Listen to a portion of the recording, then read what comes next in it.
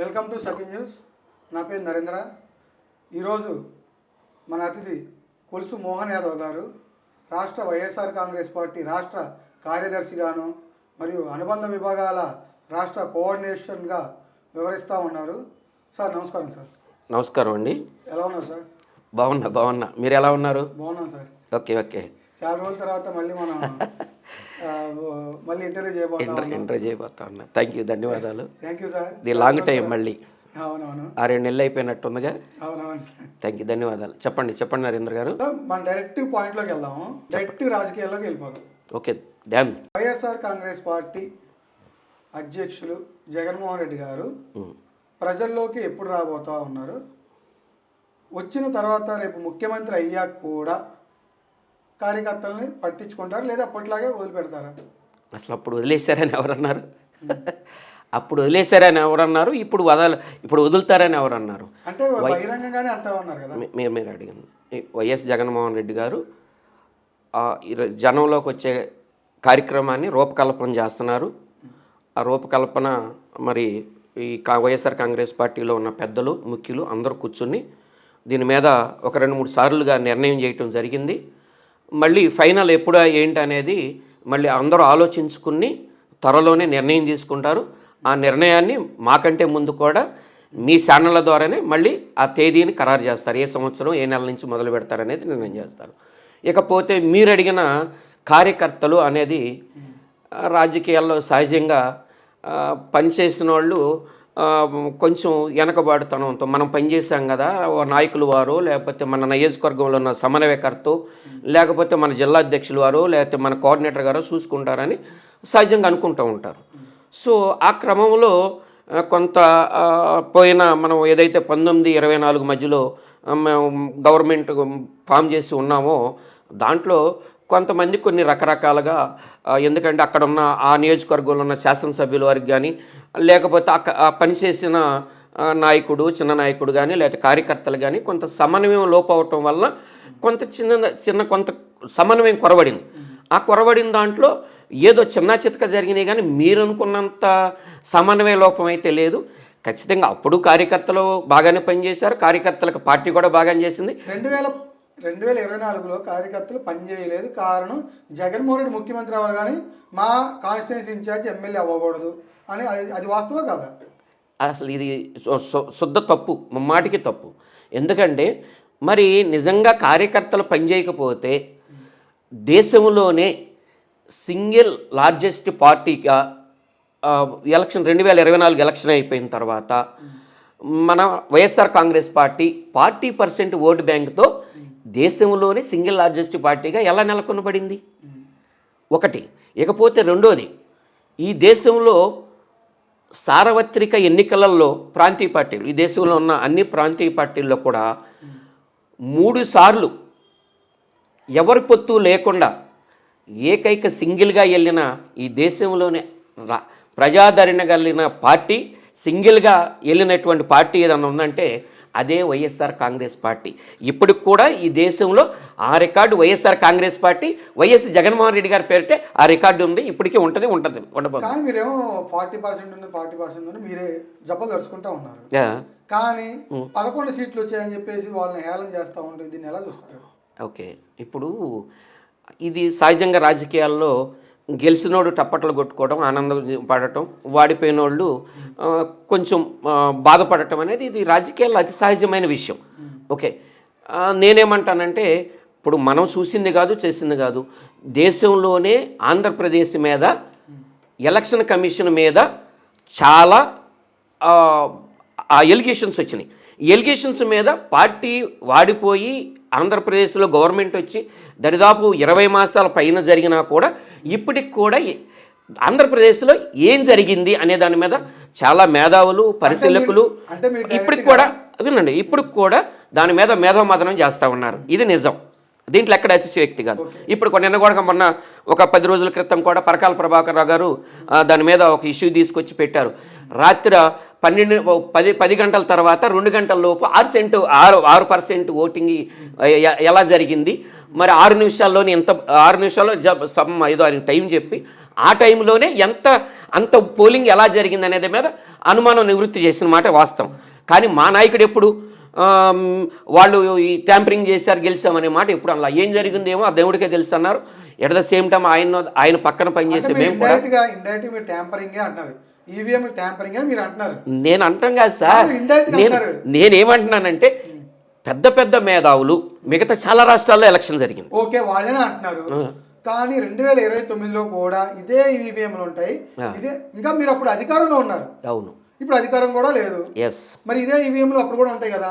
అంటే మీరు ఇంకా ఏ విధంగా గెలుస్తారు? అంటే కార్యకర్తలను యాక్టివ్ చేయడానికైనా మీరు ఈ మాటలు చెప్పేది? మంచి క్వశ్చన్ అడిగారు. ఇప్పుడు అసలు వైఎస్ఆర్ కాంగ్రెస్ పార్టీ కార్యకర్తలు అనేవాళ్ళు పార్టీ అధికారంలో ఉన్నా అధికారంలో లేకపోయినా ఎప్పుడూ యాక్టివ్గానే ఉంటారు. మేము వాళ్ళని ఏదో యాక్టివ్ చేసే కార్యక్రమాన్ని మీరు అనుకుంటే అది చాలా పొరపాటు. విషయం ఏంటంటే మేము ఏదైతే చిన్న స్వల్ప ఒక 10 or 11% శాతంతో వాడిపోయి ఉన్నామో దాన్ని మేము ఇంకా ఉత్తేజపరిచి మేము చేసిన కార్యక్రమాలు కానీ మేము చేసిన అభివృద్ధి కానీ మేము చేసిన సంక్షేమంలో కానీ వాళ్ళకి ఇప్పుడు ఆల్రెడీ తెలిసిపోయింది. ఎందుకంటే ఇప్పుడు ఉన్న ప్రభుత్వం ఏం చేస్తుంది, ఆనాడు జగన్మోహన్ రెడ్డి గారు ఉన్న గవర్నమెంట్లో 1924 మధ్యలో ఏం చేశారనేది 24 కాలంలో మధ్యతరగతి బిలో ఉన్న ప్రతి కార్యకర్తకి, ప్రతి నాయకుడికి, ప్రతి పేదవాడికి, సగటు పేదవాడికి ఖచ్చితంగా అర్థమైంది. వాళ్ళు మనకంటే కూడా నాయకుల కంటే కూడా పార్టీల కంటే కూడా ఓటర్ చాలా తెలియగలిగిన వ్యక్తులు. ఆంధ్రప్రదేశ్లో ఓటర్లు చాలా తెలియగలవాళ్ళు. వాళ్ళకి ఏం చేయాలి ఇప్పుడు ఏం బయటపడరు. 29 వచ్చేటప్పటికి వాళ్ళకి ఎలా చేయాలి, ఏం చేయాలి, ఎవరిని రక్షించుకోవాలి, ఎవరిని భక్షించుకోవాలి అనేది కూడా వాళ్ళకి ఖచ్చితంగా తెలుసుద్ది. ఆనాడు ఏం జరుగుద్ది అనేది మీరు ఉంటారు, నేను ఉంటా, వెయిట్ చేసి చూద్దాం. కానీ మీరు దీన్ని చెప్పండి, జనాల మీద రుద్దుతా ఉన్నారు. ఏమి రుద్దాము జనాల మీద? జనాలకే తెలుస్తుంది. అప్పుడు కూడా ఇదే జనాలు కదా సార్ ఉంది. ఖచ్చితంగా అదే నేను అంటుంది. మేము వాడిపోయింది స్వల్ప మెజారిటీతోనే ఎక్కడైనా సరే. వినండి సార్. 10% అంటే ఓటు అంటే మామూలు విషయం. ఓకే 10.5 సరే 11%. మేము ఆల్రెడీ ఈ 20 నెలల పరిపాలనలో వాళ్ళు పరిపాలించిన దాంట్లో మేము మాకున్న పరిజ్ఞానం ప్రకారం 6 నుంచి 7% ఆల్రెడీ మాకు ప్లస్ అయ్యి వాళ్ళకి మైనస్ అనేది మొదలైపోయింది. ఎందుకంటే అభివృద్ధి లేదు ఈ రాష్ట్రంలో, సంక్షేమం లేదు, తర్వాత లాండ్ ఆర్డర్ లేదు, ఏది చూసినా కూడా నిర్వీర్యమైన పరిస్థితి ఉంది. ఆ రోజున చంద్రబాబు నాయుడు గారు ఎలక్షన్కి వెళ్ళినప్పుడు మా మీద ఓన్లీ ఏదైతే ల్యాండ్ ఇష్యూ ఉందో ల్యాండ్ టైటిలింగ్ యాక్ట్ మీద లేనిపోయినవి చెప్పి అది ఒక బాంబులాగా బ్లాస్ట్ చేసి దాని మీద ఆయన జనాన్ని మిస్ప్రెజెంట్ చేయడానికి ఒక ప్రయత్నం చేశారు. ఆ ప్రయత్నంలో ఆయన సఫలమైనాడు. కొంత మేము చెప్పుకోవడంలో విఫలమైనాం తప్పితే మాకు జనాదరణ తగ్గలేదు. ఈ దేశంలో ఏ పార్టీతో కూడా అంటగాగి ఉన్న సింగిల్ లార్జెస్ట్ పార్టీ ఈ దేశంలోనే ఏదైనా ఉంటే అది వైఎస్ఆర్ కాంగ్రెస్ పార్టీ మాత్రమే. ఇంకో విషయం మీకు ఇక్కడ, వైఎస్ఆర్ కాంగ్రెస్ పార్టీలో పనిచేసే చిన్న కార్యకర్త నుంచి పెద్ద నాయకుడి వరకు కూడా కాళ్ళు ఎగరేసుకోవచ్చు. ఎందుకు వచ్చిందంటే అది చూడండి, ఇప్పుడు మనం ఒక కుటుంబం ఉంటుంది, ఒక పెద్ద కుటుంబం. ఆ కుటుంబంలో 5-6 పిల్లలు సంతానం ఉంటారు. వారు పలానా పిల్లలు అనగానే సమాజంలో కూడా గౌరవిస్తారు. ఎందుకు ఇస్తారండి? అది తల్లి తండ్రిని బట్టి.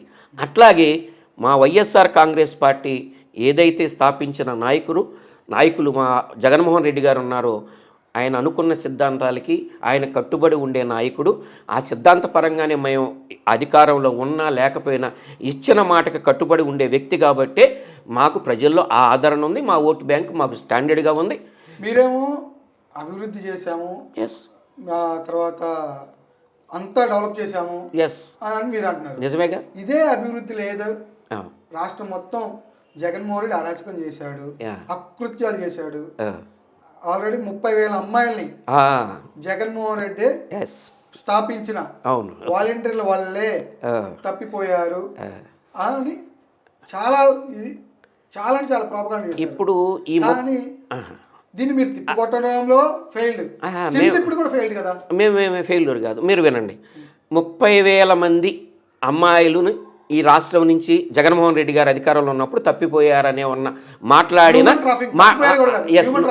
ఓకే అన్న వ్యక్తి సరే ఓకే మేము చేసామని అనుకుందాం కాసేపు.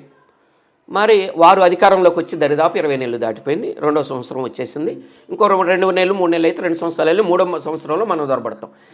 మరి ఆయన ఈ హ్యూమన్ ట్రాపింగ్లోకి వెళ్ళిపోయిన వినండి సార్, ఒక్క అమ్మాయినైనా ఈ రాష్ట్రానికి తీసుకొచ్చి ఎలక్షన్ ముందు నేను మాట్లాడిన మాటలకు కట్టుబడి ఉన్నా అన్నట్టు జగన్మోహన్ రెడ్డి గారి గవర్నమెంట్లో ఇంతమంది వెళ్ళిపోయారు, ఇదిగో నేను ఒక్కరిని తీసుకొచ్చా, లేకపోతే ఒక 10 మందిని తీసుకొచ్చా, 100 మందిని తీసుకొచ్చా అని చెప్పి ఒక్కరినైనా చూపించగలిగినారా నరేంద్ర గారు? ఏ విషయం ఏంటంటే అప్పుడు వాళ్ళకి అధికార దాహం, అధికారం కావాలి. అధికారం కావాలంటే మనం చేసేయి చెయ్యనియ్యి ఈ జనం ఏమి నమ్ముతారో అవన్నీ మాటలు చెప్పి గారడీ మాటలు చెప్పి అధికారంలోకి వచ్చినారు తప్పితే వాళ్ళు ఏదైనా ఒక విషయం చేసినారు చెప్పండి, తప్పేముంది? ఇప్పుడు 10 మందిని తెచ్చారు, మీరు అడిగిన కూర్చున్నాను 10 మందిని తీసుకొచ్చి జగన్మోహన్ రెడ్డి గారు మీ గవర్నమెంట్లో తప్పిపోయిన మేము 30,000 మందిలో ఇదిగో ఈ 10,000 మందిని తెచ్చామని చెప్పమనండి, నేను పిక్కొచ్చుకుంటా, చూపిమనండి ఒక 10 మందిని. ఏం చేశారు? వారికి అధికారం కావాలి, వారికి ఈ రాష్ట్రంలో ఉన్నటువంటి ప్రకృతి పరమైనటువంటి సంపదను దోసుకోవాలి. ఈ 2 కాన్సెప్ట్ల మీద తప్పితే వాళ్ళ అధికారంలోకి వచ్చింది ఈ ఆంధ్రప్రదేశ్ జనాల సమస్యలు పరిష్కరించడానికి కానీ, వాళ్ళ శ్రేయస్సు కోసం కానీ, వాళ్ళ అభివృద్ధి కోసం కానీ, లేకపోతే ఈ రాష్ట్ర ఆర్థిక పరిస్థితి మెరుగుపరచడం కానీ మీద వాళ్ళకైతే ఆలోచన లేదు. దీన్ని ఏమంటారంటే దోసుకో పంచుకో దాసుకో, ఇది తప్పితే ఏం చేశారు జగన్మోహన్ రెడ్డి గారు? దోచుకో పంచుకో దాచుకో మీరు అంటున్నారు, కానీ అదే వాళ్ళు రివర్స్ మిమ్మల్ని అంటున్నారు కదా, ఏమని? మద్యంలో గానీ ఇసుకలో గానీ తర్వాత వాలంటీర్ వ్యవస్థ ద్వారా కొంత అమౌంట్ కానీ, అంటే సాక్షికి పేపర్ కొనటం, ఇట్లాంటివన్నీ కూడా. ఏ సాక్షి పేపర్ కొన్నారు? ఏ వాలంటీర్ ఎన్ని వేల పేపర్లు కొనిపించారో చెప్పమనండి. ఇప్పుడు విషయం ఏంటంటే మనిషి ఇప్పుడు ఆయన చంద్రబాబు నాయుడు గారు మొన్నటితో 4వసారి ఈ రాష్ట్రానికి ముఖ్యమంత్రిగా వచ్చినారు. ఈ 4 సార్లు ముఖ్యమంత్రిగా చేసిన ఒక వ్యక్తి ఒక వయసుకు వచ్చిన తర్వాత ఈ సమాజానికి కానీ రేపు రాజకీయాలకు రాబోయే యువతకు కానీ ఏమి సందేశం ఇస్తున్నారు? నేనేమంటున్నానంటే డబ్బు అవసరం మనిషికి. ఎంత అవసరం? కొంతమేర అవసరం. మనం రాజకీయాల్లో చాలామంది ప్రముఖులను చూసాం. నిన్నగాక మొన్న ఒక రాష్ట్ర 4, 5 సార్లు 6 సార్లు చేసిన ఆయన వెళ్ళిపోతూ ఒక బ్యాగుతో బట్టలు పట్టుకుని 2 జతల చెప్పులు పట్టుకుని ఆయనకిచ్చిన బంగ్లా ఖాళీ చేసి వెళ్ళిపోయారు ఆ రాష్ట్రంలో. హర్యానా అనుకుంటా, బహుశా నేను హర్యానా సీఎంగా చేసిన ఆయన అనుకుంటా, ఆయన పేరు నేను మర్చిపోయినా. మరి ఈ రాష్ట్రంలో ఉన్న ఒక ముఖ్యమంత్రిగా 4 సార్లు చేసిన మీరు మీ పేరు చెబితే ఎప్పుడైనా ఒక్క పథకం అంటే ఒక్క పథకం మీ పేరు మీద ఉందా? ఇదిగో నేను 4 సార్లు ముఖ్యమంత్రిగా పనిచేసిన ఈ రాష్ట్రానికి, ఇదిగో మీకు ఈ పథకం ఇచ్చా, ఈ పథకం స్థిరస్థాయిగా నా పేరు మీద ఉంటుంది, నేను ఉండలేకపోయినా. వెళ్దాం. ఇప్పుడు ఏదైతే సార్ మీరు పథకాలు అన్నారు, అదే పథకాలు సోమరిపోతని వాళ్ళు అన్నారు, టీడీపీ వాళ్ళు అన్నారు. దాంతోపాటు ఈ చంద్రబాబు నాయుడు గారు హైదరాబాద్ కట్టింది నేనే, సాఫ్ట్వేర్ తెచ్చింది నేను. ఎవరు కట్టారు? అసలు హైదరాబాదు నవాబులు కట్టారు 400 సంవత్సరాల పైచీలకు 400. ఊరుకోండి సార్. ఏమండి ఆయన చంద్రబాబు నాయుడు గారు అనే నోటిన నిజం చెప్పరు. ఆయనకు ఒక శాపం ఉంది, మునిశాపం ఉంది. చంద్రబాబు నాయుడు గారికి రాష్ట్ర గౌరవ సీఎం గారు చంద్రబాబు నాయుడు గారికి ఒక మునిశాపం ఉంది. ఆయన నిజాలు మాట్లాడరు, ఆయన మాట్లాడలేరు, మాట్లాడరు కూడా. మాట్లాడితే ఆయనకి అది చాలా అపకారం అన్నమాట. అందుకని ఆయన నిజాలు చెప్పరు ఎప్పుడు కూడా. ఆయనకి ఎందుకంటే అబద్ధాలను వదిలివేయటం, నిజం గడప దగ్గరికి వచ్చే లోపు అబద్ధాన్ని రాష్ట్రం మొత్తం తిప్పుకురావటం ఆయనకి వెన్నతో పెట్టిన విద్య. ఆయన దాంట్లో అంటే ఆయన దాంట్లో పిహెచ్డీ చేసినారు. చంద్రబాబు నాయుడు గారు పిహెచ్డీ చేశారు, ఇది నిజం. ఇది మాత్రం నిజం. ఆయన చేసింది మాత్రం ఇది. ఎందుకంటే మా నాయకులు మేము ఒక క్రమశిక్షణ కలిగిన ఒక నీతివంతమైన రాజకీయాలు చేసే రాజకీయ నాయకుడి దగ్గర పనిచేస్తున్నాం. మేము గర్వపడుతున్నాం. ఇవాళ కాదు, నేను చచ్చిపోయే వరకు కూడా గర్వంగా కలరెత్తుకుని నేను వైఎస్ జగన్మోహన్ రెడ్డి గారి దగ్గర పనిచేస్తున్నా, నేను ఆయన కార్యకర్తగా పనిచేస్తున్నా, ఆయన నాయకుడిగా పనిచేస్తున్నా, ఆయన సైనికుడిగా పనిచేస్తున్నా అని చెప్పి గర్వంగా చెప్పుకోగలను. అదే అవతల పార్టీలో ఉన్న ఏ నాయకుడైనా చెప్పుకోగలరా అని మిమ్మల్ని అడుగుతున్నా. మీరు దానికి నాకు వచ్చింది చెప్పండి. మీరు గర్వపడుతున్నా మీరు అనుకుంటున్నారు, టీడీపీ వాళ్ళు మేము గర్వపడుతున్నామని అనుకుంటారు. ఇప్పటికీ కూడా సాఫ్ట్వేర్ తెచ్చింది చంద్రబాబు నాయుడు గారు, కంప్యూటర్ తీసుకొచ్చింది ఆంధ్రప్రదేశ్కి, ఉమ్మడి ఆంధ్రప్రదేశ్కి చంద్రబాబు నాయుడు గారు, ఐటీని తీసుకొచ్చింది, ఐటీని డెవలప్ చేసింది చంద్రబాబు నాయుడు గారే, హైదరాబాద్ కట్టింది చంద్రబాబు నాయుడు గారే. ఇవన్నీ వాళ్ళే కదా అంటుంది. మరి మీరెందుకు ఇది చంద్రబాబు నాయుడు గారు కట్టలేదు, సాఫ్ట్వేర్ కంపెనీ ఆయన తేలేదు, నెల్లూరు జనార్దన్ రెడ్డి టైంలో వచ్చిందని మీరు ఎందుకు చెప్పట్లేదు? అంటే మీ పార్టీకి ఒక ఐటీ వింగ్ అనేది ఉంటుంది. అవును. వాళ్ళు ఫెయిల్యూర్ అయింది అని మేము అనుకోవచ్చా? అసలు అవ్వలేదు. ఎందుకని అంటే ఇప్పటికీ ఒక్క నిమిషం, ఇప్పటికీ కూడా గ్రౌండ్లోకి వెళ్దాం, హైదరాబాద్ గ్రౌండ్లోకి వెళ్దాం. హైదరాబాద్ని ఇక్కడ ఐటీ తీసుకొచ్చింది ఎవరయ్యా అంటే చంద్రబాబు పేరు ఎత్తారు. కానీ రాజశేఖర రెడ్డి పేరు ఎందుకు ఎత్తారు? నిర్మల్ జనార్దన్ రెడ్డి గారి పేరు ఎందుకు ఎత్తారు? కిరణ్ కుమార్ రెడ్డి గారి పేరు ఎందుకు ఎత్తారు? అసలు వినండి సార్, నేను ఊరికి మిమ్మల్ని మాట్లాడనీయకుండా నేను మాటలు నేర్చుకున్నా, మాటల గారడీ నేర్చుకున్నా. మీరు ఎప్పుడు నన్ను బీటౌట్ చేస్తారు? నేను మాటల గారడీ అని, నేను మాటల గారడీ వంతుణ్ణి, నేను మాట్లాడుతూ ఉన్నా, మీరు ఎప్పుడు నన్ను బీటౌట్ చేస్తారు? అట్లాగే అవతలోళ్ళు మాటలు గారడీ చేస్తే నేను అదే చెప్తున్నా. నేను దరిదాపు 30 సంవత్సరాల రాజకీయ జీవిత ప్రస్థానంలో నేను రాజశేఖర రెడ్డి గారితో పనిచేశాను. యాక్చువల్గా నేను కమ్యూనిస్ట్ ఫ్యామిలీ నుంచి మాది గన్నవరం నియోజకవర్గం. మా ఇంటికి పుచ్చలపల్లి సుందరయ్య గారు నా చిన్నప్పుడు 10 సార్లు వచ్చినారు. నేను అలాంటి నాయకుడు కడుపును పుట్టొచ్చిన. నేను మా ఊళ్ళో కాంగ్రెస్ జెండా కడితే ఒప్పుకునేవాడిని కదా మా పేటలో. అలాంటి నన్ను మిస్ప్రైజింగ్ చేసిన వ్యక్తి రాజశేఖర రెడ్డి గారు. నేను రాజశేఖర రెడ్డి గారి దగ్గర పనిచేసిన, రాజశేఖర రెడ్డి గారితో పనిచేసిన. నేను అప్పుడు గౌరవ పార్లమెంట్ సభ్యులు, విజయవాడ పార్లమెంట్ సభ్యులు లగడపాటి రాజగోపాల్ గారి దగ్గర 2 సార్లు ఎంపీగా ఉన్నప్పుడు ఆయన దగ్గర నేను పనిచేసిన. ఆ తర్వాత వారు అనుకోకునే పరిస్థితుల్లో రాజశేఖర రెడ్డి గారు పరమపదించడం, ఆ తర్వాత మళ్ళీ మరి జగన్మోహన్ రెడ్డి గారు అక్కడ పావురాలగొట్టలో మాట ఇవ్వడం, మళ్ళీ ఈయన ఒక పార్టీ స్థాపించడం.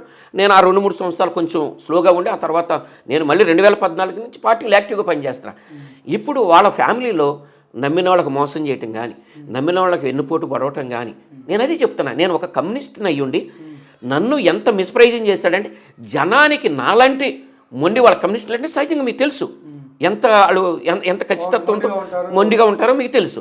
మరి అలాంటి నన్ను మిస్ప్రైజింగ్తో పాటు కొన్ని లక్షల మంది కరుడుగట్టిన కార్యకర్తల్ని మార్చుకోగలిగిన మహానుభావుడు ఎవరన్నా ఉంటే దట్ ఈజ్ రాజశేఖర రెడ్డి గారు. డెవలప్మెంట్ ఏంటి సార్? అసలు ఆయన పేరు మీద ఇవాళ ఆరోగ్యశ్రీ చదివితే, ఆరోగ్యశ్రీ ఎత్తితే ఎవరు గుర్తొస్తారు? రాజశేఖర రెడ్డి గారు. మరి ఫీజు రియంబర్స్మెంట్ మీద ఎత్తికితే ఎవరు గుర్తొస్తారు? రాజశేఖర రెడ్డి గారు. అట్లాగే అవన్నీ చేయడానికి మేము మొత్తం కూడా ప్లానింగ్ అంతా సిద్ధం చేసుకున్నాం, దాన్ని కాపీ కొట్టారు రాజశేఖర రెడ్డి గారు అని ఇటీవల కొంతమంది టీడీపీ వాళ్ళు కూడా అంటా ఉంటారు. ఇప్పుడు నేను కూడా నా నోటికి వచ్చింది చంద్రబాబు నాయుడు గారి మీద, పవన్ కళ్యాణ్ గారి మీద 4 చట్టారులో 4 మాటలు అనొచ్చు. వాటి వలన నేనేదో గొప్పవాడిని అయిపోతాననేది మా పార్టీ సిద్ధాంతం కాదు. మా పార్టీలో ఏదైతే ఉందో అదే మాట్లాడతాం, అదే చెబుతాం, అదే చేస్తాం, అదే చెప్తాం, అదే చేస్తాం. సో దానికి మీకు ఒక నిదర్శనం చెప్తున్నా. మీకు ఇందాక ఒక విషయం అన్న, 30 సంవత్సరాల రాజకీయంలో నేను ఒక రాష్ట్రానికి సీఎంగా పనిచేసిన వ్యక్తి. అసెంబ్లీ జరుగుతుంటే అసెంబ్లీలో నేను తెచ్చిన అప్పెంత, నేను దీన్ని ఖర్చు పెట్టినంత, ఏదైతే ఒక సంసారాన్ని నడిపి లీడ్ చేసే తండ్రి చక్కగా కూర్చుని నా సంపాదన ఇంత, నెల నెలకి నేను ఇంత ఖర్చు పెట్టా, ఈ పిల్లవాడికి ఇంత ఖర్చు పెట్టి, ఇట్లా లెక్కలు రాస్తారో ఆ రకంగా లెక్కలతో సహా 1924 మధ్యలోనే కాదు, ఇప్పుడు ఏ ప్రెస్ మీట్ పెట్టినా కూడా వాళ్ళు చెబుతున్న అబద్ధమని తిప్పి కొట్టు, ఈవెందో లెక్కలతో సహా వినండి లెక్కలతో సహా మీకు స్క్రీన్ మీద చూపించి మాట్లాడుతున్న వ్యక్తి ఈ దేశ చరిత్రలో ఎవరన్నా ఉన్నారంటే ఆయనే మహానుభావుడు వైఎస్ జగన్మోహన్ రెడ్డి గారు. మన్నించాలి, వైఎస్ జగన్మోహన్ రెడ్డి గారు. ఇప్పటికి కూడా మీరు లెక్కలు చెప్తున్నారు, మేము లెక్కలు చూపిస్తున్నాం, మీరు లెక్కలు చెప్తున్నారు, మీరు బూసిలు చూపిస్తున్నారు, మేము ఇది కాదు అని చెప్పి దాని మీద ఒకటి అంటించి నిజం అనేది అంటేస్తున్నాం. ఏంటంటే ఇక్కడ నిజాయితీగా ఉన్న రాజకీయానికి, అవినీతివంతమైన రాజకీయానికి, నీతివంతమైన రాజకీయానికి జరుగుతున్న అంతర్యుద్ధం. దీంట్లో ఎప్పటికైనా నిజమే గెలుస్తుంది, నిజమే విజయకేతనం ఎగరేస్తుంది 100%. చెప్పండి. మీరు అంటున్నారు లెక్కలతో సహా చెప్తున్నారు కాదు నుంచి కూడా మొన్న పేర్నాని గారు కూడా ఒక ప్రెస్ మీట్ లో చూపించారు కాదంట్లో. కానీ ఇది ప్రజల్లోకి ఎందుకు తీసుకెళ్తా? ఇప్పటికీ నార్మల్ ప్రజల్లోకి వెళ్దాం, మీరు నేను వెళ్దాం కావాలంటే రండి. ప్రజల్లోకి వెళ్తే జగన్మోహన్ రెడ్డి రాష్ట్రాన్ని అరాచకం చేశాడయ్యా, జగన్మోహన్ రెడ్డి ఇంత తప్పు తెచ్చాడయ్యా అని ఇప్పటికీ స్టిల్ ఉంది. కానీ అది తీసుకొచ్చింది చంద్రబాబు నాయుడు గారు అని మీరు ఎందుకు చెప్పలేకపోతున్నారు? అదే చెప్తున్నా నేను. మీరు చెప్తున్నారు ప్రజల్లోకి ఎందుకు పోవట్లేదు అంటే మీ సోషల్ మీడియా కానీ మీ ఐటీ వింగ్ కానీ ఎంత డల్గా ఉందని మేము అనుకోవచ్చా? మా నాయకులు వారు నీతికి, నిజాయితీకి, నిజానికి వినండి సార్, మా నాయకుడికి నీతికి, నిజాయితీకి బట్టలు వేస్తే అదే జగన్మోహన్ రెడ్డి గారు. అవినీతికి, అర్థమైందండి. ఆ, అవినీతికి బట్టలు వేస్తే, లేకపోతే ఉన్నది లేనట్టు చూపించడానికి బట్టలు వేస్తే అదే చంద్రబాబు నాయుడు గారు. మా నాయకుల వారికి ఆ నాయకుల వారికి ఉన్న వ్యత్యాసం ఇది. దాంట్లో మేము కొంత మా నాయకులను అనుసరించి మనం లేనిపోయి మాట్లాడేసి ఏదో హైప్ వస్తుందని చెప్పి ఏదో మనం మాట్లాడటానికి మా పార్టీ క్రమశిక్షణ గల పార్టీ సార్. మేము ఎప్పుడు నలుగురిని కలుపుకోవాలా. మేము ఎప్పుడు ఈ పెరిడ్లో వినండి సార్, ఈ పెరిడ్లో నరేంద్ర గారిని కలుపుకుని, ఇంకొక పెరిడ్లో ఇంకొక దుర్గ గారిని కలుపుకుని, ఇంకొక పెరిడ్లో ఇంకొక కొలుసుమోహన్ గారిని కలుపుకోవాలా. మేము ఈ రాష్ట్రంలో మా నాయకుడు ఎప్పుడు ఒకటే చెప్తాడు, మేము గెలిచినా వాడినా మా పక్షం ప్రజల పక్షం, మా పక్షం పేదల పక్షం అని చెప్పారు. ఆ పేదల పక్షంగానే ఆయన ఉన్నాడు. ఎందుకని నమ్మకపోతే 40% ఓటు బ్యాంక్ ఎట్ట వచ్చింది? నేను అదే అడుగుతున్నా. మేము గెలిచామా, మేము వాడిపోయామా, వాడించారనేది ఆ పైన భగవంతుడికి తెలియాలి.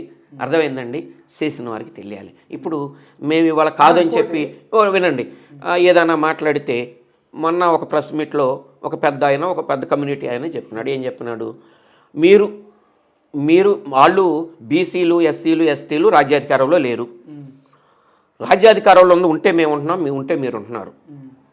కానీ మీరు ఏదన్నా ఫైట్ చేస్తే మా మీద ఫైట్ చేయండి, మా మీద గొడవకు రండి, మా మీద కేసులు పెట్టండి. కానీ ఎందుకు ఈ రాష్ట్రంలో ఉన్న బీసీలు, ఎస్సీల మీద మీరు అలా పెట్టి వాళ్ళని జైలు పాలు చేసి వాళ్ళని చంపి వాళ్ళని ఎందుకు? ఈ రాష్ట్రంలో 20 నెలలుగా ఏమి జరుగుతుందో నరేంద్ర గారు, ఏం చేస్తున్నారు? ఈ రాష్ట్రాన్ని ఏం చేయదలుచుకున్నారు? మీరు కావాలన్నారు, మీరు మసిబూశారు, మారేడికాయ చేశారు, 100 చెప్పారు, రాజ్యాధికారికి వచ్చారు. తప్పు లేదు. అప్పుడు ఎవరికి శాశ్వతం కాదు రాజకీయాలలో. ఎవరికి ఇప్పుడు మీకు శాశ్వతం కాదు, రేపు మాకు శాశ్వతం కాదు, మాకు శాశ్వతం కాదని మేము తెలుసుకున్నాం. మీరు కూడా శాశ్వతం కాదనే విషయాన్ని తెలుసుకోండి. రెడ్ బుక్ పెట్టారు, ఒక రెడ్ బుక్ అంటున్నారు. ఏది సోషల్ మీడియాలో పోస్ట్ పెడితే మరి మేము ఎలా చేస్తుంటే 1924 మధ్యలో మీరు రాష్ట్రంలో ఉండేవాళ్ళ? మేము చేసింది ఈ రాష్ట్రంలో 3 సంవత్సరాల పరిపాలన. 2 సంవత్సరాలు కరోనా మహమ్మారికి పోయింది. ఎంత చేసినాం? మీరు ఎక్కడెక్కడికి వెళ్ళి ఆశ్చర్యపోతున్నారు. మీరు ఒక్కరోజున మొన్న మా నాయకులు వారు చెప్పినారు, ఒక్కరోజు 1 గంట యోగాకి 330 కోట్లు ఖర్చు పెడితే అదే 250 కోట్లతో వైజాగ్లో నంబర్ 1 బిల్డింగ్లు కట్టి చూపిస్తే దాని మీద కూడా మీరు ప్రచారం చేశారే, దాని మీద కూడా మీరు రాజకీయం చేసుకోవడానికి ప్రయత్నం చేశారే. వినండి, అన్నారు కదా, మరి జగన్ గారికి రిజిస్ట్రేషన్ చేయమనండి. జగన్ గారి తరఫున నేను మా నాయకుల వారికి చెప్పి, అయ్యా మరి మనం చేసింది మన మీద నిందలేస్తున్నారు కదా, మరి నేను మీ తరపున నేను పట్టుకుని వెళ్తాను, తమ పేరు మీద రాజకీయం చేయమని మా నాయకుల వారిని అడుగుతాను, వాళ్ళని చేయమని రిజిస్ట్రేషన్ చేసేయమని. మరి జగన్ గారి ప్యాలెస్ కదా, దాన్ని మీరు ఎందుకు తిప్పుకోవట్లేకపోతున్నారు? ఎందుకు? అది కాదు మేము అడిగింది. ఇప్పుడు కాదు అధికారంలో ఉన్నప్పుడు మీరు ఎందుకు తిప్పుకోవట్లేకపోతున్నారు? అప్పుడే ప్రజలు ఇప్పుడు జగన్మోహన్ రెడ్డి గారు చంద్రబాబు నాయుడు గారి కంటే ఎక్కువ చేశారు, దీంట్లో ఎవ్వరు కాదనరు. కానీ దీన్ని మీరు ఎందుకు ఇప్పటికి స్టిల్ చెప్పుకోవట్లేదు? అప్పటికి చెప్పుకోలేకపోయారు, గవర్నమెంట్లో ఉన్నప్పుడు చెప్పుకోలేకపోయారు. కానీ క్రైమ్ కూడా బాగా విపరీతంగా జరుగుతుంది మహిళల మీద. కానీ దాన్ని నేను ఒప్పుకుంటా, మీరు అన్నదాన్ని నేను ఒప్పుకుంటా. కానీ దాన్ని కూడా ఇప్పుడు ప్రజల్లోకి మీరు తీసుకెళ్ళలేకపోతున్నారు కదా, ప్రజల్లోకి తీసుకెళ్ళలేకపోతున్నారు. ప్లస్ ప్రజలకు అవగాహన చేయలేకపోతా ఉన్నారు. తర్వాత ప్రజలకి ఏ విధంగా చెప్తే అర్థమవుతుంది అనేది కూడా ప్రజలను తీసుకెళ్ళకపోతున్నారు. అప్పుల విషయంలో కానీ అరాచకాల విషయంలో కానీ, పొలిటికల్ యొక్క సోషల్ మీడియా అరెస్టులు కానీ, ప్రతి దాన్ని కూడా మీరు ప్రజల్లోకి ఇప్పటికీ మీరు తీసుకెళ్ళకపోతున్నారు. ఈ మైనస్ని మీరు గుర్తించారా? ఇప్పటికైనా గుర్తించారా? ఒక విషయం సార్, మేము మాలో లోపాలు ఉన్నాయన్నది మేము చూసుకుంటూనే ఉంటాం. ఏ పార్టీ అయినా అది వాడిపోయినప్పుడు చంద్రబాబు నాయుడు గారైనా, లేకపోతే మేము వాడిపోయినప్పుడు మా పార్టీ కానీ, ఏ పార్టీ అయినా ఎక్కడ మనం పొరపాటు చేసాం, లేకపోతే ఎక్కడ మనం ఎంత కొన్ని లోపాలు ఉన్నాం అనే దాని మీద ఖచ్చితంగా ఉంటుంది. దాన్ని సరిచేస్తూ ఉంటాం. ఎలాగంటే ఇల్లు అలకగానే పండగ అవ్వదు కదా సార్. ఇప్పుడు ఇల్లు అలగానే పండగ అవ్వదు. అందుట్లో నేను అదే చెప్పాను, ఒక నిజాయితీకి ఒక అన్నిజాయితీకి, అవినీతికి ఒక నిజాయితీకి జరుగుతున్న సంఘర్షణలో కొంచెం నీతి అనేది కొంచెం వెనకబడి ఉండటం వాస్తవం. కానీ మేము ఈ గత 20 నెలల నుంచి గత ప్రభుత్వంలో మేము కొన్ని చేసిన చిన్న చితక ఏమన్నా ఉంటే అవన్నీ కూడా సరిచేస్తూ మేము ఈ రాష్ట్రంలో మా కార్యకర్తలు కానీ, మా ఇన్ఫ్రాస్ట్రక్చర్ కానీ చాలా బాగా డెవలప్ చేసుకుంటున్నాం. ఇంకా దానికంటే ముఖ్యం ఏంటంటే 24లో మేము వాడిపోయాం అంటున్నారు. ఓటర్ అనే వ్యక్తి నిశ్చితంగా పరిశీలన చేస్తూ ఉంటాడు. వాడు ఎందుకంటే అక్కడ పల్లెటూరులో ఉన్న సిచ్యువేషన్ బట్టి చిన్న చితక వర్కులను బట్టో లేకపోతే చిన్న చితక నాయకత్వం దగ్గరికి వెళ్ళాల్సిన పరిస్థితులు ఉంటాయి. కానీ వాళ్ళు ఇవాళ విరగ తీసుకుని సొక్క కాలు రగరేసి మేము జగన్మోహన్ రెడ్డి గారికి ఓటేస్తామని చెప్పాల. అర్థమైందండి. చంద్రబాబు నాయుడు కూడా బహుశా చంద్రబాబు నాయుడు గారికి కూడా చెప్పుండ్రు. అప్పుడు చెప్పారా లేకపోతే వాళ్ళు గెలిపించుకున్నారా లేకపోతే నిజంగా ఓట్లేస్తే గెలిచారా అనేది ఆ పరమాత్ముడు కృష్ణ భగవానుడి దేలే మాకు తెలియదు. మేము ఇప్పుడు కూడా వినండి సార్, మేము ఎక్కడా కూడా మేము అంటలేదు. బట్ కాకపోతే ఏంటంటే నేనేం చెప్తానంటే అంతిమంగా మేము ఏ ప్రభాకర్ రావునో లేకపోతే ఏ చింతా రాజశేఖర రెడ్డి గారినో ఇప్పుడు ల్యాండ్ పూలింగ్కి వెళ్ళినారు. ల్యాండ్ పూలింగ్లో 5 లక్షల కోట్లు అని చెప్పి ఒక నాయకుడు వెలుగెత్తి ఆల్రెడీ మన సుప్రీంకోర్టు జడ్జి గారికి లేఖలు రాపిస్తున్నాడు ఈ రాష్ట్రంలో. ఇది నేను జగమెరిగిన సత్యం, మీరు కూడా చూసే ఉంటారు.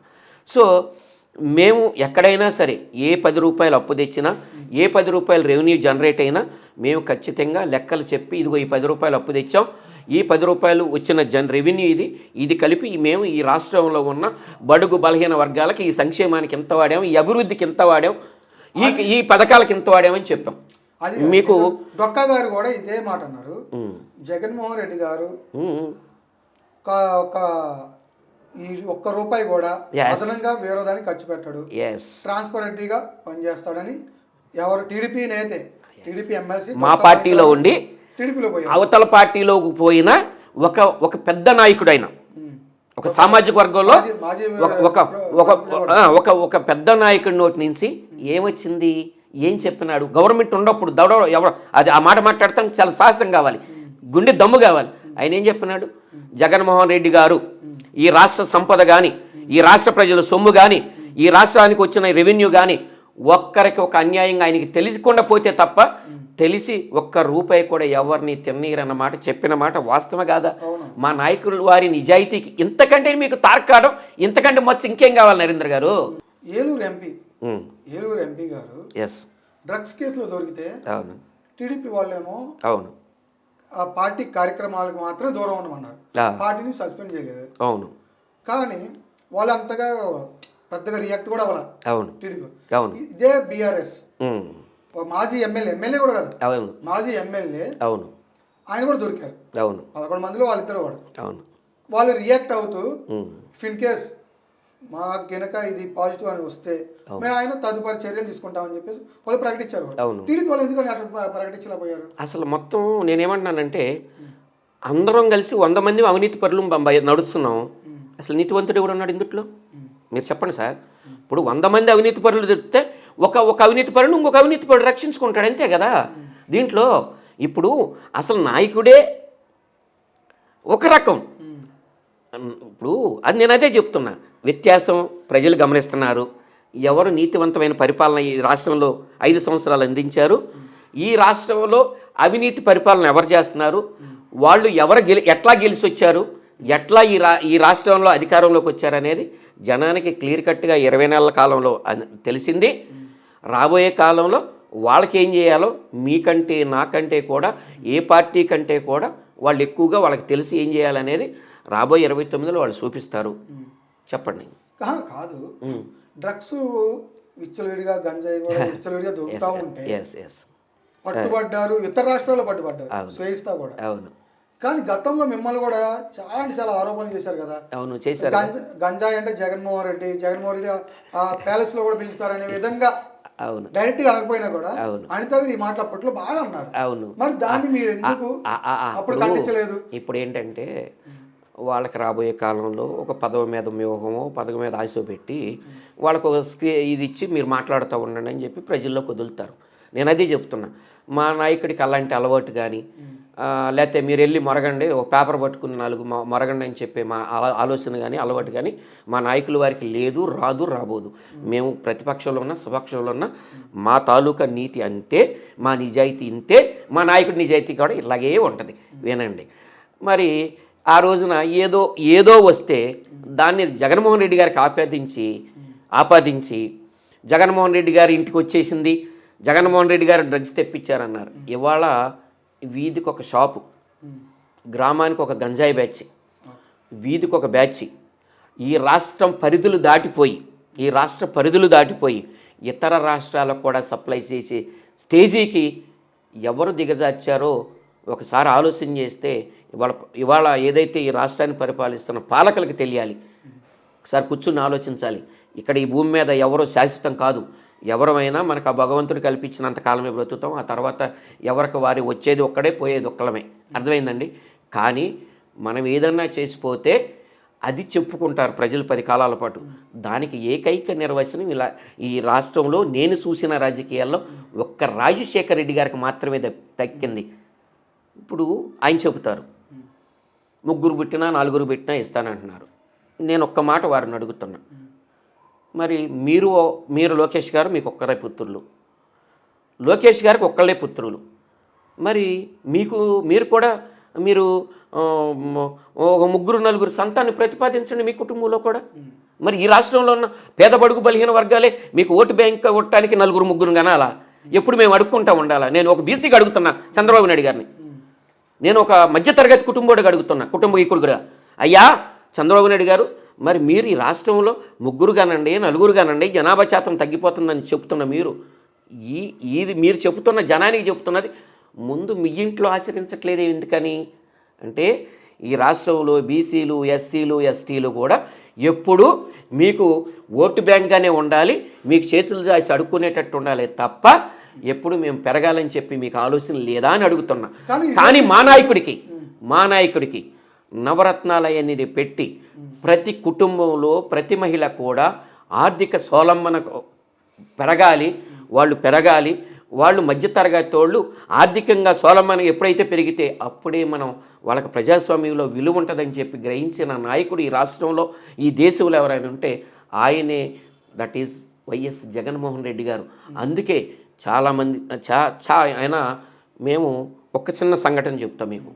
మేము హైదరాబాద్ బీసీ సమన్వయ కమిటీని, అప్పుడు జంగా కృష్ణమూర్తి గారు మన పార్టీలో ఉండే, వారితో కలిసి మేమంతా బీసీ సమన్వయ కమిటీకి వెళ్ళినప్పుడు చాలామంది పెద్దలు వారి దగ్గరికి వెళ్ళారు, జగన్మోహన్ రెడ్డి గారి దగ్గరికి వెళ్ళి, సార్ మరి మనం ఇప్పుడు చంద్రబాబు నాయుడు గారు మనకు నిజంగా మనం కష్టపడుతున్నాం, నిజంగా ఏదన్నా మనకు అదృష్టం ఉండి రేపు పార్టీ 2019లో అధికారంకి వస్తే మరి ఇప్పుడు అసలు ఏమీ లేదు, మొత్తం తుడుచుకుని వెళ్ళిపోతున్నాడు ఆయన, మనం మరి ఎట్లా రేపు మనం ఈ ప్రజలకి ఈ నవరత్నాలు అనేది ఇస్తున్నాం, నవరత్నాలు అనౌన్స్మెంట్ అనమాట ఇక తర్వాత మనం ఇస్తున్నాం కదా, ఏం చేద్దామంటే నిజంగా ఒక నీతివంతుడు రాజకీయాలలో ఉన్న ఒక నీతివంతుడు కొడుకు ఒక నీతివంతుడు అన్నట్టుగా నిదర్శనం చెప్తాం మీకు ఆయన చెప్పిన మాట.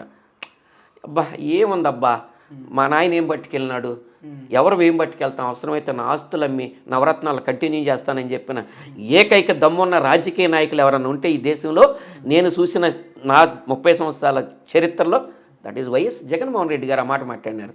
ఇది ఎవరికి బహుశా తెలుసు, ఎవరు చెప్పుండరు, చెప్పారా లేదో నాకైతే తెలీదు. ఇది నేను ప్రత్యక్షంగా మా నాయకులు వెళ్ళి వచ్చిన తర్వాత మాట్లాడుకున్న మాటలు నేను ఇన్ని మాత్రమే చెప్తా ఉన్నా. ఇట్లా అన్నారు జగన్ గారు, ఖచ్చితంగా అన్నారు. అనకపోతే వాళ్ళు ఎందుకు చెప్తారు బయటకు వచ్చిన తర్వాత? మరి అలాంటి నవరత్నాలు అనౌన్స్ చేసిన జగన్మోహన్ రెడ్డి గారు నవరత్నాలతో పాటు దరిదాపు 104 కార్యక్రమాలు మొత్తం చేసినారు ఈ పేద ప్రజల కోసం. ఎందుకు చేసినారు? పేద ప్రజలంటే ఇష్టం, పేద ప్రజలను హక్కును చేర్చుకోవాలని, ఈ రాష్ట్రంలో ఉన్న పేద బడుగు బలహీన వర్గాల ఆర్థిక స్వావలంబన చెందాలని, ఆర్థికంగా వాళ్ళు ఎదగాలని చెప్పి, వాళ్ళు కూడా మనతో సమానంగా తలతోగాలని చెప్పి తప్పించిన వ్యక్తి, తప్పించబోయిన వ్యక్తి, తప్పించి కార్యక్రమాలు అమలు మాటలు చెప్పటం కాదు, మేము ఇప్పుడున్న సుపక్షంలో ఉన్నటువంటి రాజకీయ మాటలు చెప్పటం కాదు, ఎగరేసి ఓ జగన్ మేము వస్తే అది చేస్తాం ఇది చేస్తాం అన్నాడు. వీధికి ఒక బెల్ట్ షాపు, 10 కుటుంబాలకు ఒక బెల్ట్ షాపు, ఊరికొక మద్యం షాపు, ఊరికొక గంజాయి బ్యాచి. ఎటు తీసుకెళ్తున్నారు మీరు రాష్ట్రానికి? పెద్దవారు, మీరు గౌరవనీయులు, మా తండ్రి వయస్కులు, ఇప్పటికైనా మీరు కూర్చుని ఈ విషయాల మీద ఆలోచన చేయండి. ఇక్కడ ఎవరు ఏమీ పట్టుకెళ్ళేది లేదు. ఎవరు సార్ ఇంకోటి, ఇప్పుడు మొన్నటిదాకా తిరుపతి లడ్డు మీద బాగా రచ్చ చేసిన ఇదే జనసేన, ఇదే టీడీపీ, ఇప్పుడు ఎందుకు సైలెంట్ ఉందంటారు? ఎందుకు అవరు అసలు? ఎందుకంటే ఒక సామెతలు చెప్తూ ఉంటారు, శరపకురా చెడేదవు అన్న సంధాన ప్రతి నెల ఒక 10-15 నెలలు ఒక్కొక్క నెలకు ఒక్కొక్క ఎపిసోడ్ నడుపుకుంటూ వచ్చారు. ఒకసారి గ్రీన్ కొన్నారు. ఇదే చంద్రబాబు నాయుడు లోకేష్ గారు, చంద్రబాబు నాయుడు గారు తనయులు లోకేష్ గారు గ్రీన్కో కంపెనీ అంట వెళ్ళాడు, ఏం తెచ్చాడు అన్నాడు.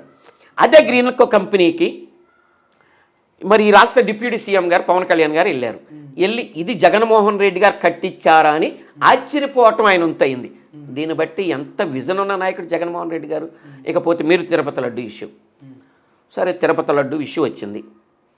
తిరుపతి అనేది దరిదాపు ఈ దేశంలో ఈ ప్రపంచంలో ఉన్న 205 దేశాలు ఉన్నట్టున్నాయి. బహుశా ఈ 205 దేశాల్లో ఇంచుమించు అన్ని దేశాల్లో తెలుగు ప్రజలు ఉన్నారు. ప్రతి దేశంలో ఇండియన్స్ ఉన్నారు.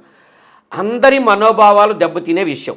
మీరు నిజంగా జరిగి ఉంటే మీరు ముందు ఇన్వెస్టిగేషన్ చేసి దాని మీద నిజ నిర్ధారణ కమిటీ చేసి మీరు ఒక అవగాహనకు వచ్చిన తర్వాత మీరు దాని మీద ఒకవేళ నిజంగా జగన్మోహన్ రెడ్డి గారు చేశారా లేదనేది అప్పుడు ఇచ్చుంటే బాగుండేది.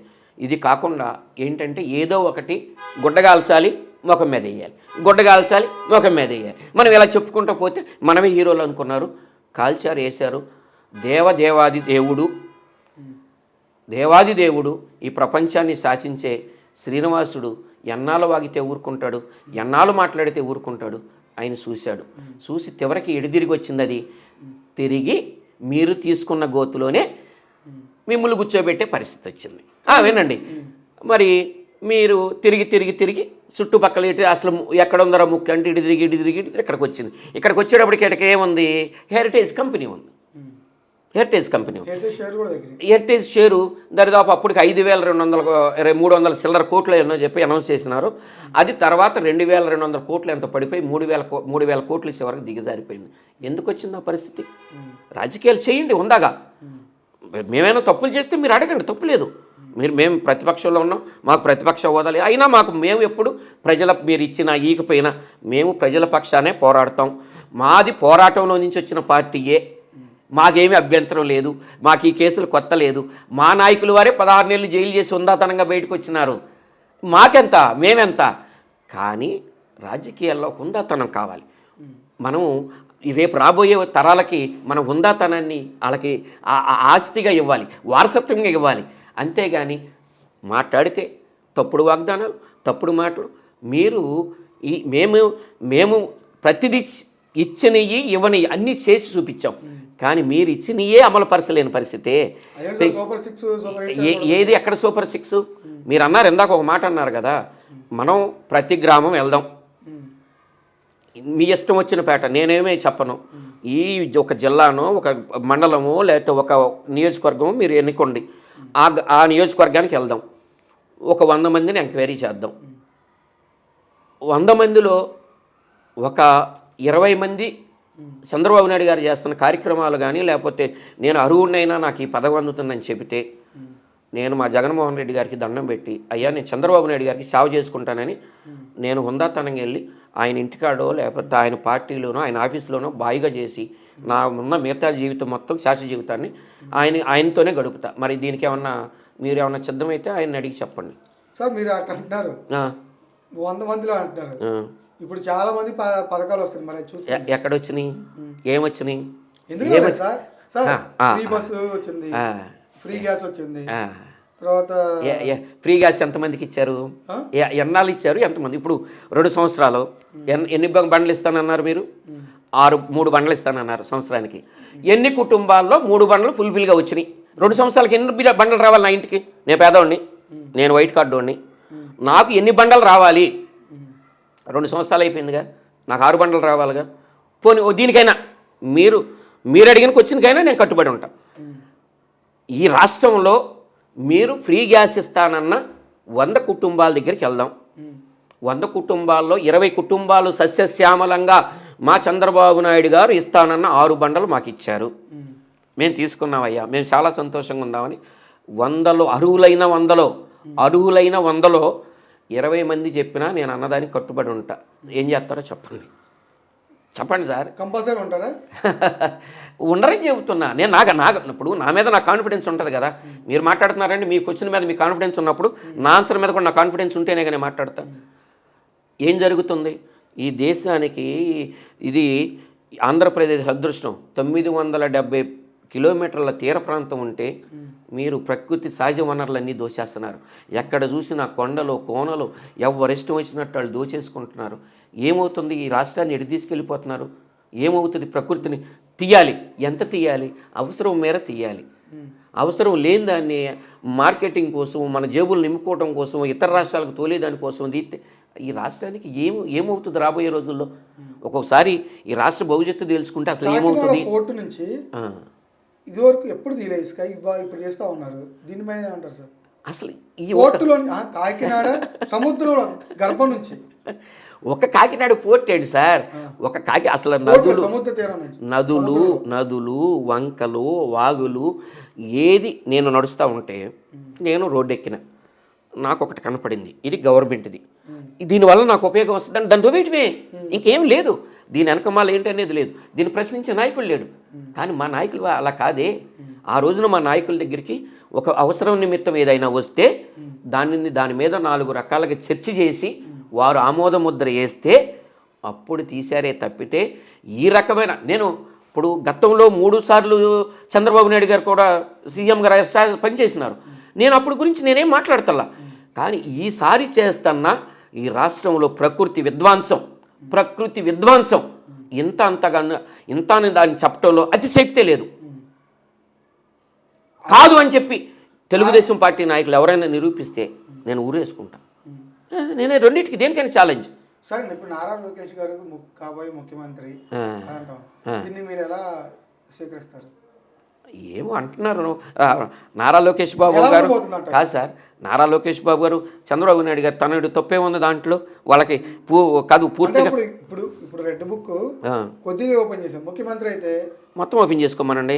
ఇక్కడ భయపడే వైఎస్ఆర్సీపీ కార్యకర్త కానీ నాయకుడు కానీ చిన్న గ్రామస్థాయి నాయకుడితో సాయివుడు భయపడేవాడు లేడు ఆయన రెడ్ బుక్కి. లోకేష్ గారు రెడ్ బుక్కి భయపడేవాడేవాడు లేడు. భయపడము రాబోయే రోజుల్లో అదే చెప్తున్నా నేను. మాకు ఒక రాటు తేలిన వినండి సార్, మాత్రం మీరు అనమాకండి. ఎందుకంటే ఏం భయపడ్డాం సార్? ఇప్పుడే మీరు అంటా ఉన్నారు ప్రభుత్వం నుంచి మాకు వేధింపులు ఉన్నాయి అని. మీరు భయపడ్డట్టే కదా. సోషల్ మీడియా, ఇదివరకు సోషల్ మీడియా నేను మీతో ఇప్పుడు మాట్లాడిన డెబిట్లో మాకు వేధింపులు ఉన్నాయనే మాట నేను మాట్లాడలా. ఇంతకంటే ఎక్కువ వేధింపులు వచ్చినా మేము తట్టుకోవడానికి సిద్ధంగా ఉన్నాం. మళ్ళీ మీరు మాట్లాడింది పొరపాటు. నేను అసలు వేధింపులు అనే మాట నేనేమన్నా సరే అది మీరు అనండి. సార్ నాకంటే చిన్న కార్యకర్త 15 సంవత్సరాల్లో జెండా పట్టుకున్నా కూడా వాడు కూడా మీ మాటకి ఏకీపించడు. ఇది కూడా చెప్తున్నా మీకు. మా పార్టీలో మీ పార్టీలో వేధింపులు వాళ్ళు వేధించే వేధింపులకి మా పార్టీలో నిన్నగాక మొన్న మైనార్టీ తీరని వాడు జెండా పట్టుకుని ఉంటే వాడు కూడా భయపడడు అని చెప్తున్నాను. గుర్తుపెట్టుకోండి, ఇది వైఎస్ఆర్సీపీకి మా నాయకులు జగన్మోహన్ రెడ్డి గారు, వైఎస్ రాజశేఖర రెడ్డి గారు ఇచ్చిన భరోసా అలాంటిది. మేము అంత కాకలు తిరిగిన ఏదులుగా తయారు చేసుకున్న మేము సైన్యం జగన్మోహన్ రెడ్డి గారికి. మేమేంటి భయపడతాం సార్? మాకేం భయం లేదు. ఇప్పుడు మీరు ఏం భయం లేదని మీరు అంటున్నా. కానీ పార్టీ సోషల్ మీడియాలో ఇదివరకు బాగా యాక్టివ్గా ఉండేవాళ్ళని, బాగా యాక్టివ్గా ఉండేవాళ్ళు ఇప్పుడు ఎందుకు అంతగా యాక్టివ్గా లేరు? అటు పెట్టండి సార్. ఇప్పుడు ఎందుకు యాక్టివ్గా లేరు? ఎక్కడ యాక్టివ్గా లేరు? అంతగా ఇదివరకు ఉన్న అగ్రెసివ్నెస్ కానీ, ఇదివరకు ఉన్న కంటెంట్ కానీ ఇప్పుడు ఆ కంటెంటే లేదు కదా. అసలు మీరు అనుకోవడం పొరపాటు సార్. ఇప్పుడు అంతకంటే ఎక్కువగా యాక్టివ్గా ఉన్నారు. ఇప్పుడు మీరు చూస్తున్న ప్రపంచం వేరు, నేను చెప్తున్న ప్రపంచం వేరు. నేను 4 జిల్లాల్లో మా గవర్నమెంటు అధికారం కోల్పోయిన తర్వాత నేను 4 జిల్లాల్లో ఈ అనుబంధ విభాగాల కోఆర్డినేషన్గా పనిచేశా. నాకు తెలుసు. ఇప్పుడు ఇంకా అగ్రెసివ్గా, ఇంకా యాక్టివ్గా అసలు మీరు చూస్తే ఈ 6-7 నెలల కాలంలో మా పార్టీలోకి విపరీతమైన పరిస్థితులు ఉన్నాయి. ఇప్పటికిప్పుడు ఎలక్షన్ జరిగినా సరే మేము సిద్ధం అనే పరిస్థితులు ఈ రాష్ట్రంలో నెలకొని ఉన్నాయి. మేము లేకపోతే